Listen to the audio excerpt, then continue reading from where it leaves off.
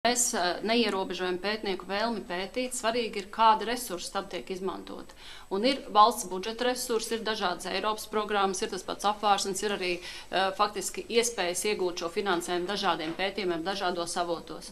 Šī brīža situācijā, kad mūsu valsts ir finanšu nepietiekamības situācijā un visi, varētu teikt, ir mudināti savilkt jostas, tā skaitā arī valsts institūcijas, arī tiek teikts, ka jāpagaida būs sociālajiem jautājumiem, veselības aprūpē nepietiekams finansējums.